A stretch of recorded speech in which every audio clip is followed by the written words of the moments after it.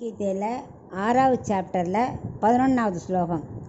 शुचौ देशे प्रतिष्ठाय स्थिरम् आसनम् आत्मनः नात्युच्चित्रं नातिनीचं சைலாஜினகுஷோத்தரம்.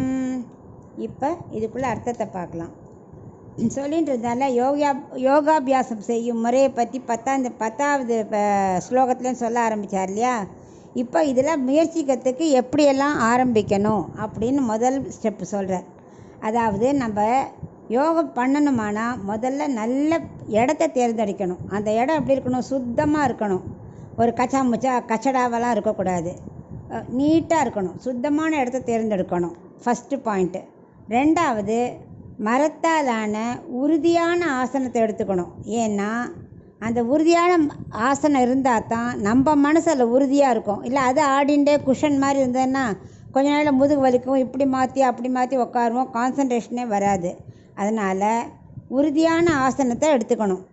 அதில் நம்ம ஸ்திரமாக உட்காரணும். கோணாம்னான்னு உட்காரக்கூடாது. ஸ்திரமாக உட்காரணும். அந்த காலத்துலலாம் ரிஷிகள் என்ன பண்ணுவா? ஆத்தங்கரையோ கோவிலோ தியான மண்டபமோ நல்ல க்ஷேத்திரமோ எங்கே போனாலும் சரி உடனே அங்கே உட்காந்து தியானம் பண்ண ஆரம்பிச்சிடுவா. அவளுக்கு அந்த யோகாபியாசம் உடனே செய்ய ஆரம்பிச்சிடுவா. இப்போ நமக்கு அப்படி இப்படி தேடிலாம் போக முடியாது. நம்ம வீட்டிலையே சுத்தமாக இடத்த தேர்ந்தெடுத்துட்டு நம்ம நல்ல ஆசனமாக ஸ்திரமான ஆசனத்தை போட்டுண்டு உட்காந்து ஆரம்பிக்கலாம்னு சொல்கிறார். ரெண்டாவது, எல்லா நேரமும் யோகா செய்யலாம். ஆனால் பொதுவாக மார்னிங் 4 மணி பிரம்ம முகூர்த்தம் செய்கிறது ரொம்ப நல்லது. அப்புறம் ஒரு நாளைக்கு 2-3 தடவை கூட கொஞ்சம் கொஞ்சமாக நம்ம நேரத்தை கூட்டிக்கலாம். இந்த பஞ்சு மெத்த மாதிரி உட்காரக்கூடாதுன்னு சொன்னேன். ரெண்டாவது, ரொம்ப ஹைட்டாக அந்த ஆசனம் இருக்கக்கூடாது. ஏன்னா நம்ம அப்புறம் மேலே ஏறி உட்காந்தா எப்போ விழுந்துருமோன்னு மைண்ட் அதில் இருக்குமே தவிர யோகத்தில் இருக்காது. அப்புறம் ரொம்ப பள்ளமாகவும் உட்காரக்கூடாது. ஏன்னா தரை இல்லையா, பூச்சிகள்லாம் வரலாம். இதாக வருமோன்னு அதையே பார்த்துன்னு இருப்போம்.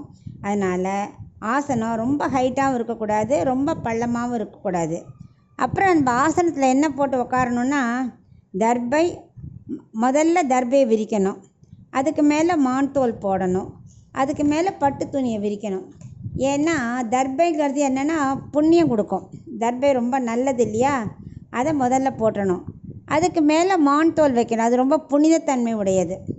பட்டு எதுக்குன்னா நம்ம சுகமாக உட்காந்துக்கத்தான். ஏன்னா தர்பையில் உட்காந்தாலும் குத்திகிட்டே இருக்கும்ல, அப்போ நமக்கு கான்சன்ட்ரேஷன் வராது. அதனால் பட்டு துணியை போட்டு உட்காந்துட்டு நம்ம தியானம் பண்ணணும்னு முதல் ஸ்டெப்பு இந்த 11வது ஸ்லோகத்தில் ஆரம்பிச்சிருக்கார்.